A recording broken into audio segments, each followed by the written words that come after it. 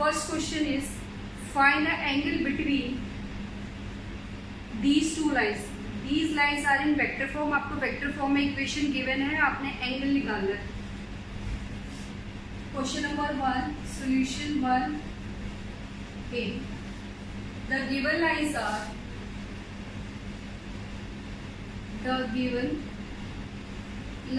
are r vector is equal to 2i cap minus 5j cap plus k cap plus lambda 3i cap minus 2j cap plus 6k cap and r is equal to 7i minus 6k plus mu I cap plus 2j cap plus 2k. Now we have to find the angle between these two lines. These lines are in the vector form. Then what will be the formula? As we know that cos of theta is equal to, in vector form, b1 b2 divided by b1 का magnitude b2 का magnitude. What is b1 and b2? Lambda और mu के साथ जो भी आपका vector form होगा, this is b1 vector and this is b2 vector. From equation 1 b1 vector is equal to 3i cap minus 2j cap plus 6k cap. b1 और b2 vector हमेशा आपकी लैम्डा म्यू या किसी भी scalar के साथ जो भी आपका वेक्टर गिवन होगा वो आपका b वेक्टर होता है। तो यहाँ से b1 की वैल्यू कितनी आ गई, 3i cap minus 2j cap plus 6k cap. From equation 2 b2 is equal to i cap plus 2j cap plus 2k cap. Now what we need, b1 dot b2 is 3i cap minus 2j cap plus 6k cap dot I cap plus 2j cap plus 2k cap. So 3i dot I is 1, 3 minus 4 plus 12. ये कितना मिलेगा, 12 plus 3 is 15, 15 minus 4 is 11. This is 11. 3i dot I, this is 3 minus 2 into 2 minus 4, 6 into 2 12, 12 plus 3 is 15, 15 minus 4 is 11. Magnitude of b1 is under root of 3 का square plus minus 2 का square plus 6 का square. This is 9 plus 4 plus 36 which is equal to under root 49, which is 7. The value of under root 47 is 7. Next, magnitude of b2. Magnitude of b2 is 1 का square plus 2 का square plus 2 का square. 2 into 2 का square is 4. 4 plus 4 8 plus 1 9. Root 9 is equal to 3. Root 9 is equal to 3. From equation 3rd, putting these values in equation 3. From equation 3 we have cos of theta is equal to magnitude of b1 dot b2. The value of b1 dot b2 is 11. The value of b1 dot b2 is 11. 11 divided by b1 का magnitude is 7 और b2 का magnitude is 3. This is cos of theta is equal to 11 by 21. Cos of theta is equal to 11 by 21. If we want only theta, then the value of theta is cos inverse 11 by 21. Cos inverse 11 by 21. तो इससे पहले हमने क्या किया था बच्चों, different form से हमने एंगल निकाला था। एक फॉर्म हमारे पास थी कि अगर लाइन वेक्टर फॉर्म में गिवन है तो फॉर्मूला क्या निकल के आएगा, cos of theta is equal to b1 dot b2 divided by b1 का मैग्नीट्यूड b2 का मैग्नीट्यूड। b1 कैसे बनाते हैं, b2 कैसे बनाते हैं, कैसे इनका डॉट प्रोडक्ट निकलता है, मैग्नीट्यूड निकालना है, वो सब निकालने के बाद हमने इसको क्या किया, फॉर्मूले में अप्लाई कर दिया। This is solution of question number 1 A part. Next question number 2। Question number, अब आपको जो इक्वेशंस गिवन है वो किस फॉर्म में गिवन है? कार्टेशियन फॉर्म की। यहाँ आपके पास इक्वेशन थी वेक्टर फॉर्म में, यहाँ आपके पास इक्वेशन है कार्टेशियन फॉर्म में। तो हम कौन सा फॉर्मूला अप्लाई करेंगे for question first B part? These are the equation in Cartesian form. Equation हमारे पास किस फॉर्म में है? कार्टेशियन फॉर्म में है। तो कार्टेशियन फॉर्म के लिए हम फॉर्मूला क्या यूज करते थे? Solution of question 1 B part. Given lines are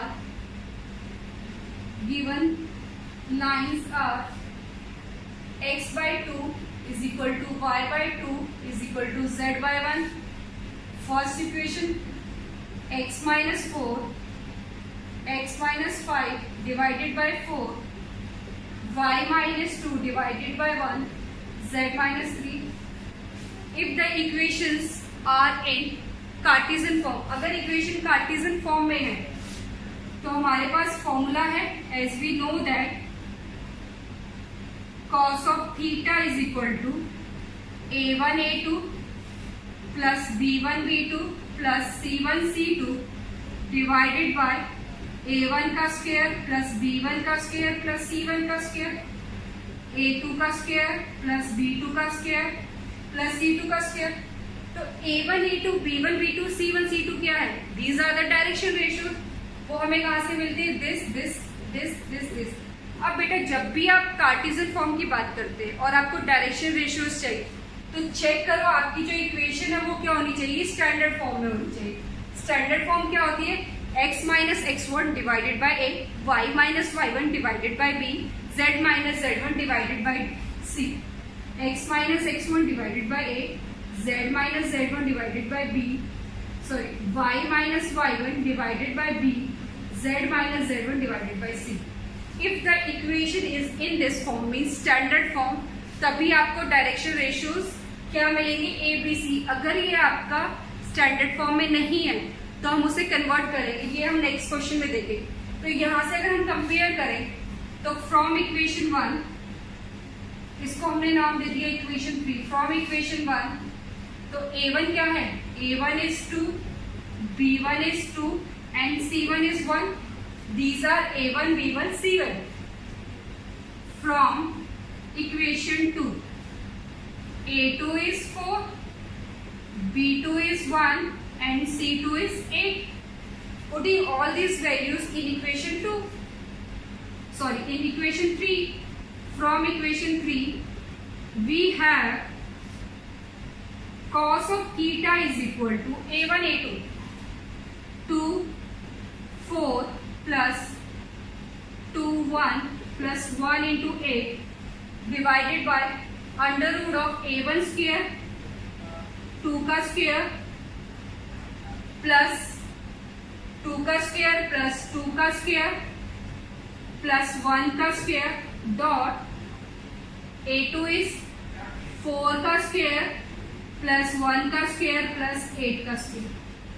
तो यहां से हमारे पास क्या आएगा? cos of theta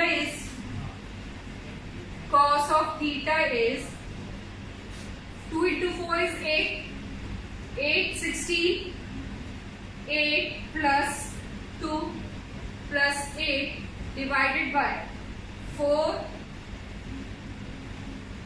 4 plus 4 plus 1, this is 16 plus 1 plus 64. 2 का square is 4, 2 square is 4 plus 1 square is 1, 4 square is 16, 1 square is 1, 8 square is 64. Cos of theta is equal to 16 plus 2 18, 8 root 9. Now here this is 17, this is under root 81, this is 81, this is 9. Cos of theta. Cos of theta is equal to 18, 3, this is 9 into 9 under root 81 is the square root of 9. 3 9 cos theta is equal to 2 by 3. Cos theta is equal to 2 by 3. Theta is equal to cos inverse 2 by 3. Next question is, we have to find the value of P such that these two lines are at right angle. Means ये दोनों जो lines हैं वो आपकी perpendicular है. उस case में हमें P की वैल्यू फाइंड आउट करनी है. We have two lines, 1 minus x divided by 3, 7y minus 14 divided by P, z minus 3 divided by 2.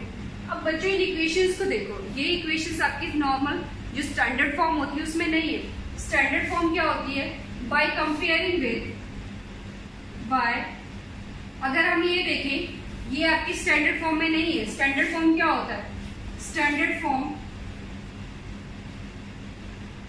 Is x minus x1 divided by a, y minus y1 divided by b, z minus z1 by c.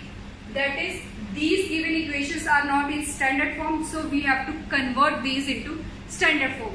तो standard form में क्या होता है आपका? x जो है, the coefficient of x is always 1. Coefficient of x क्या है आपका? 1 होना चाहिए. But here coefficient of x is -1. To convert these into standard form first. Now from equation 1 क्या होगा हमारे पास? माइनस कॉमन निकालो, x minus 1 divided by 3.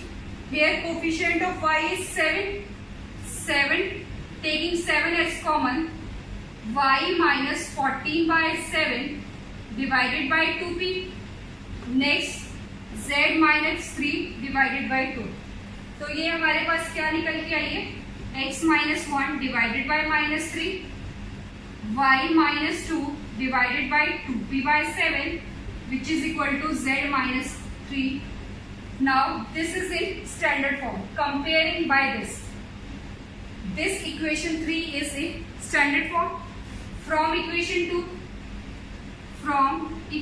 2, this is also not in standard form. तो हमें कॉमन क्या निकालना पड़ेगा? -7 कॉमन निकालेंगे. This is x -1 divided by 3p. Minus, आपने क्या करना है? x y z की कोफिशिएंट को 1 बनाना है. तो x का कोफिशिएंट क्या है आपका? -7. इसको 1 बनाने के लिए -7 बाहर निकाला. x -1 divided by 3p. ये आपका है ही स्टैंडर्ड फॉर्म में. नेक्स्ट माइनस कॉमन निकाला. This is z -6 divided by 5.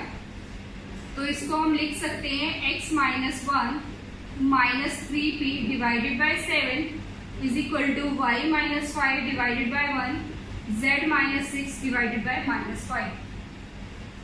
This is also in which form? Standard form. Now the question is, we have to find value of p if these two lines are at right angle.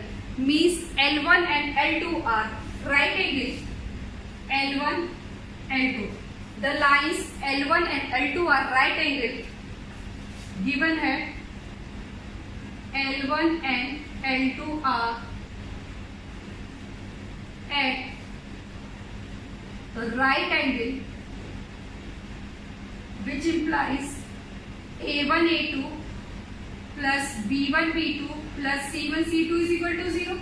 अगर दो lines आपकी perpendicular, right angle का मतलब क्या हुआ कि उन दोनों के बीच का एंगल क्या है? 90 है. It means A1 A2 plus B1 B2 plus C1 C2 क्या होगा? 0. तो A1 की वैल्यू कितनी है हमारे पास? From equation 3 A1 is, this is equation 4. From equation 3 this is 4, this is 5. From equation 3 A1 is -3,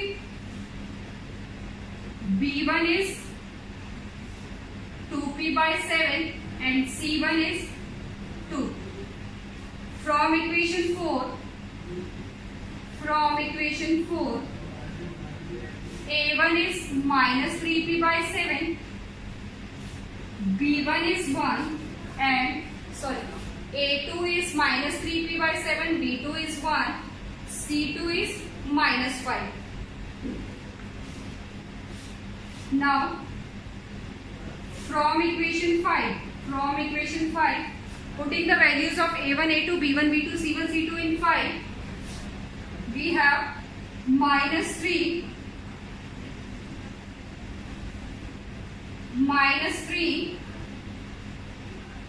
into -3p by 7 plus 2p is 2p by 7 into B2 is 1 plus 2 into -5 is equal to 0. This is 9p by 7 plus 2p by 7 minus 10 is equal to 0. This is 11p by 7 is equal to 10. P is equal to 10 into 7 divided by 11. What is the value of P? This is 70 by 11. What is the value of P? 70 by 11. बच्चों इस question में हमने क्या किया है, आपको equation given है Cartesian form में, तो कार्टेशियन फॉर्म में जब भी इक्वेशन गिवन होगी आपने चेक करना है कि वो अपनी स्टैंडर्ड फॉर्म में है या नहीं है तो उनको कन्वर्ट करो। उसके बाद क्वेश्चन में गिवन था कि ये लाइंस जो है वो आपकी एट राइट एंगल पर, मीन्स इन दोनों के बीच का जो एंगल है वो कितना है, 90 डिग्री है। तो कंडीशन क्या होती है परपेंडिकुलरिटी के लिए, A1 A2 plus B1 B2 plus C1 C2 is equal to 0। इस कंडीशन में हमने वैल्यूज निकाली है A1 B1 C1 A1 B1 A2 B2 C2 जो भी है आपका, ये सारे क्या होते हैं, डायरेक्शन रेशियोज होते हैं। ठीक है, last question is show that these lines are perpendicular to each other, means L1 and L2 lines आपको परपेंडिकुलर प्रूव करनी। तो परपेंडिकुलर कब होता है, जब A1 A2 plus B1 B2 plus C1 C2 क्या हो आपका 0 के इक्वल हो। लाइन L1 क्या है आपकी, x minus 5 7 y plus 2 minus 5 z1 z by 1। अब ये चेक करो, this is in standard form, yes this is in standard form. Here A1 is equal to 7, B1 is equal to -5, C1 is equal to 1. Next, line L2 क्या है आपकी, हम इसको लिख सकते हैं x minus 0 by 1, y minus 0 by 2, z minus 0 by 3. Check, is this in standard form or not? Yes, this is in standard form.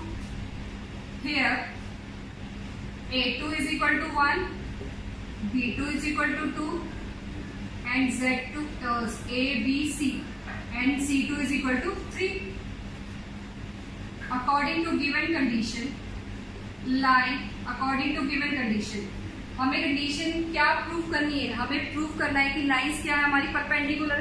तो check कर लेते हैं इनका जो सम ऑफ देयर डॉट प्रोडक्ट क्या आता है, 0 आता है या नहीं आता। तो A1 A2 plus B1 B2 plus C1 C2 check करें। A1 is 7 into 1 plus -5 into 2 plus 1 into 3। This is 7 minus 10 plus 3,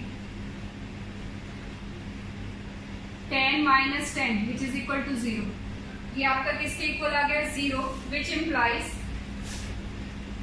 line L1 is perpendicular to line L2। L1 किसके परपेंडिकुलर आ गया आपका, L2। इस क्वेश्चन में आपको show करना था कि ये दोनों लाइंस क्या है, परपेंडिकुलर। तो परपेंडिकुलरिटी के लिए हमने क्या करना है, सिंपली इनका A1 A2 plus B1 B2 plus C1 C2 निकालना है। अगर इनकी वैल्यू 0 के इक्वल आ जाती है तो लाइंस क्या है, perpendicular, otherwise lines are not perpendicular.